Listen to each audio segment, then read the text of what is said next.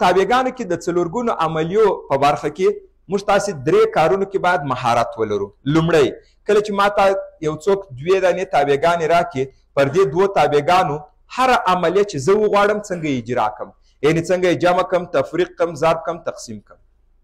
څلور عملیې سوې که نه؟ دا یو کار. لومړی کار څه و؟ پر تابعګانو باندې عملیه اجرا کول.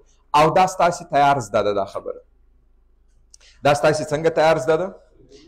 ځکه لکه څنګه چې موږ پر افادو باندې عملی اجرا کولې، پر الجبري افادو، دا خبره بالکل همغه رقم ده.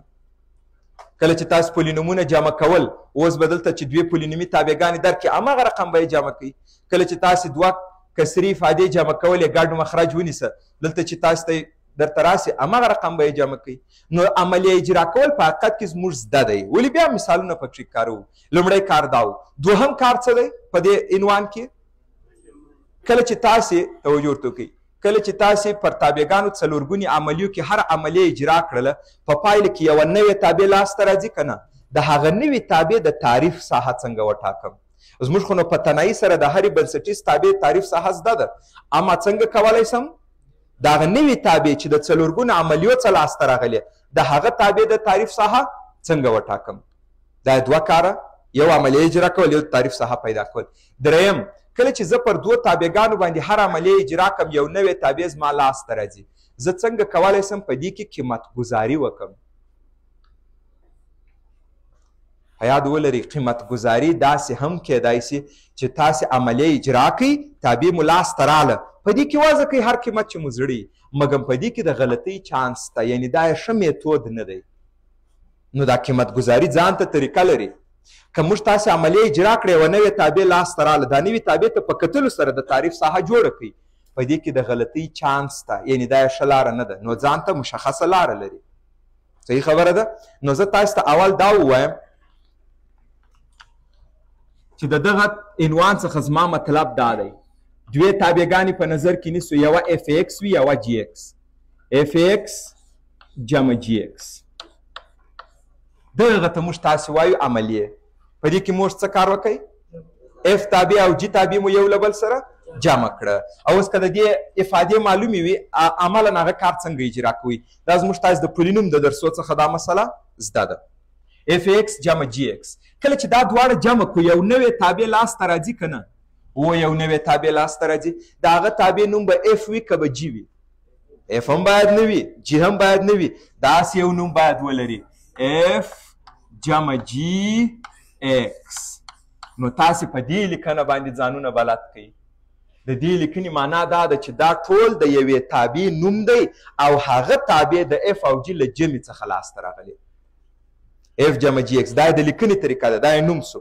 که زما په خبره پوه سوي یاست، اوس نو د دغه نورو شکلونو مطلب ماته تاسې ووایاست. که زه داسې درته ولیکم اف منفي جی ایکس، نو د دې به معنا څه وي؟ بالکل. آیا دا د یو تابع نوم دی که نه؟ او دا د هغې تابع نوم دی چې د اف او جی د تفریق څخه لاسته راغلی. نو زه کولی سم دا داسې ولیکم اف ایکس منفي جی ایکس. په همدغه شکل باندې که زه تاسو ته ولیکم اف ضرب جی، دغه اوس فعلا یو نوم دی. آیا تاسو د دې په مطلب پوهېږئ چې دا د یو تابع نوم دی او هغه څه ډول تابع ده؟ هغه داسې یو تابع ده چې د اف او جی له ضرب څخه لاسته راغلی. نو زه باید دا داسې درته ولیکم اف ایکس ضرب جی ایکس، او په همدې شکل باندې تقسیم. که درته ولیکم اف پر جی ایکس، دا مساوي دی په اف ایکس پر جی ایکس. اوس تاسې وګورئ آیا دا نوي تابعګانې دي که نه؟ دا تابع، دغه تابع، دا تابع او دغه تابع، دا نوي تابعګانې دي. دا تابعګانې څنګه جوړې سوې؟ د دوو دانو تابعګانو په جمع او تفریق او ضرب و تقسیم باندې جوړې سوې. اوس نو دغه تابع څنګه جوړه مخه عمومي درته ولیکئ، زه څنګه کولی سم دغه تابع عملا لاسته راوړم؟ یعنې زه په دوو تابعګانو عملا تفریق څنګه اجرا کړم، ضرب تقسیم یا جمع څنګه اجرا کړم؟ دا زموږ تاسې زده و. په درو کارو کې یو همدا و. بل په دې کې قیمت ګذاري څنګه وکړم، او بل د دوی د تعریف ساحه څنګه پیدا کړم. زموږ خو نو په تنهایي سره د اف تابع د تعریف ساحه زده ده. صحیح ده؟ د اف تابع تعریف ساحه زما زده ده، زه به هغه ته څه نوم ورکړم؟ ډومین اف. د جی تابع تعریف ساحه هم زده ده. دا په تنهایي سره موږ پیدا کوای سو. فکر وکړئ یوه تابع پولینومي د یوه جذري ده، زموږ خو د هر یو د تعریف ساحه زده ده. مګم کله چې پر دې باندې څلورګونې عملیې اجرا کړو، دغه نوې تابعګانې چې ځینې جوړې سوې د دوی د تعریف ساحه بیا زه څنګه پیدا کړم؟ جواب یې دا دی چې مهمه نه ده چې تا کومه عملیه اجرا کړې ده، د څلور سورو حالتونو کې د تعریف ساحه چې پیدا کیږي هغه به د دوی د تعریف د ساحو تقاطع وي. نو دا د څه شي د تعریف ساحه راله؟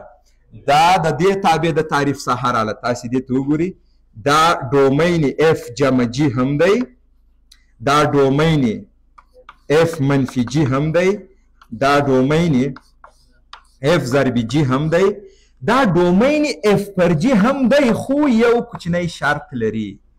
دا ډومین اف پر جی دی دغه قیمت. ګورئ کله چې دا خو یو سیټ راځي، دا هم یو سیټ راځي، د دوی تقاطع تاسې ونیول.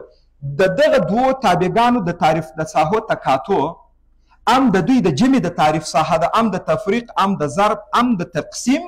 خو په تقسیم کې بیا یوه قصه لرو. کومه قصه ده؟ هغه قیمتونه همدا د تعریف ساحه ده، خو هغه قیمتونه چې مخرج صفر کوي هغه باید تاسې د دې څخه بهر کړي. نو د تعریف ساحه په تقسیم کې زه څنګه لیکم؟ د تعریف ساحه همدغه دی.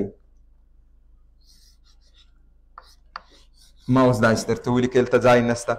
مطلب څه دی؟ یعنی همدغه تقاطع دلته ما ولیکل، خو د دغه څه به ته کم قیمتونه لرې کړې؟ هغه قیمتونه چې جی ورباندې صفر کیږي. ځکه جی اوس فعلا چیرې واقع سوی؟ په مخرج کې.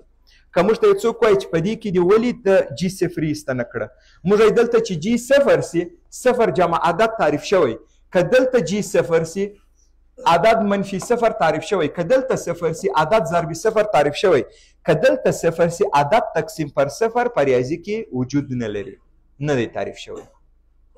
نو دغه د تعریف ساحه د څلور سورو عملیو کې چې نوي تابعګانې لاسته راځي د هغوی د تعریف ساحې وې، یوازې په تقسیم کې یوه اضافه خبره درلودله. تاسې په دې لیکنه اوس بلد شولئ؟ دا وګورئ، دغه نومان دي، دا د کومو تابعګانو نومان دي؟ د نوي. کومه نوې تابع؟ هغه چې د جمع څخه جوړه ده، هغه چې د تفریق څخه، هغه د ضرب څخه، او هغه د تقسیم څخه.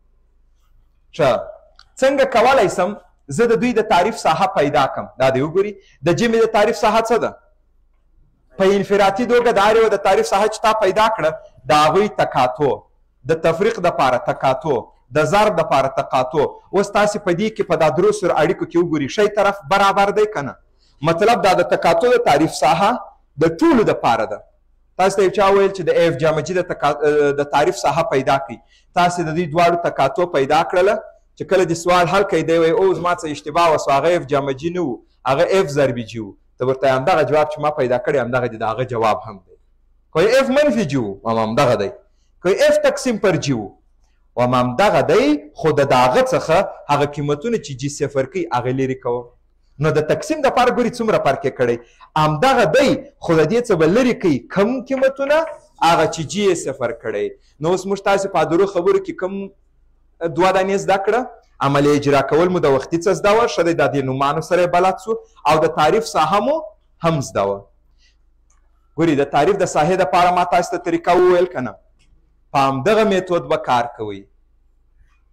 ځینې کسان څنګه کار کوي چې دوی تابعګان دې ورته ورکړلې، وا د دوی د جمع د تعریف ساحه پیدا کړه، یا د تفریق یا د ضرب یا د تقسیم پیدا کړه. دی اول عملیه اجرا کوي، چې عملیه اجرا کړه هر څه چې لاسته راله هغه ته په کتو د تعریف ساحه ټاکي. داسې کوم څه موږ ویلي دي؟ دا اصلا د ریاضي طریقه ده نه، او دا اصلا صحیح خبره نه ده، دا غلطه خبره ده. متوجه شولئ؟ دا رقم نه. تاسې د تعریف ساحه حاصل ته په کتلو پیدا کوئ، که موږ تاسې دا یو انفرادي پیدا کوو بیا تقاطع نیسو. انفرادي پیدا کوئ تقاطع. ما ته یو څوک دوې تابعګانې راکړي وایي د دوی د ضرب د تعریف ساحه پیدا کړه، زه بیخي د ضرب عملیه اجرا کوم نه، دا یو د تعریف ساحه جدا جدا پیدا کوم، بیا د دواړو تقاطع نیسم. تاسې ګورئ زه په یو مثال کې درته وایم چې زما د خبرې مطلب څه و. موږ تاسو ته یو څوک داسې یو سوال راکړي وایي پیدا کړئ د وای تابع د تعریف ساحه. سوال یو څه مشهور هم دی، په فورمو کې راغلی، وای مساوي په جذر اکس ضربې جذر اکس، وایي د دې تعریف ساحه پیدا کړئ. اوس تاسو ما ته دا ووایاست آیا زه اول په دې باندې پوهېږي چې دا د دوو دانو تابعګانو ضرب دی د جذر اکس او د جذر اکس او دا د دوو ضرب دی زه د دې باندې عملیه اجرا کړم بیا حاصل ته په کتلو د تعریف ساحه ووایم او که دا یو جدا جدا پیدا کړم بیا د هغوی تقاطع دا یو جدا جدا پیدا کړه بیا د هغه تقاطع نو د دغه د تعریف ساحه تاسو اوس بلد یاست دا ټول مثبت عددونه په شمول د صفر او د دې د تعریف ساحه څه ده ټول مثبت عددونه په شمول د صفر د وای د تعریف ساحه به څه راسي ستاسو په نظر دې ته وګورئ د وای د تعریف ساحه به څه ډومین وای آیا ډومین وای به د همدغه دواړو تقاطع وي که نه او دا مساوي انټروالونه دي د مساوي انټروالونو تقاطع بیرته همدغه راځي د صفر تر لای تنې نو د دې سوال جواب څه شي رالی د تعریف ساحه د صفر تر لای تنې که به په دې اول عملیه اجرا کړې وای او بیا مو د تعریف ساحه پیدا کړې وای څنګه جوړېدی چې عملیه مو اجرا کړې د دې څه پولینومي تابع جوړېدل او د تعریف ساحه بیا څه راتی ټول عدد نو ځکه درته وایم چې حاصل ته په کتلو دا کار مه کوئ حاصل ته په کتلو غلط راځي اوس که څوک دا ضرب هم کي سره که دا څوک سره ضرب هم کي وایي چې دا رالی اکس وایه کوم عددونه اجازه لرم زه هم د صفره تر لای ته نه وایي ولې اکس خو پولینوم دی همدا پولینوم کم بنسټیزه تابع نه ده دا تا د دوو جذري تابعګانو د ضرب څخه لاسته راوړې ده نو ځکه ته اجازه په دې کې نه لرې متوجه کېږي دې مسلې ته دا د تعریف د ساحې مسله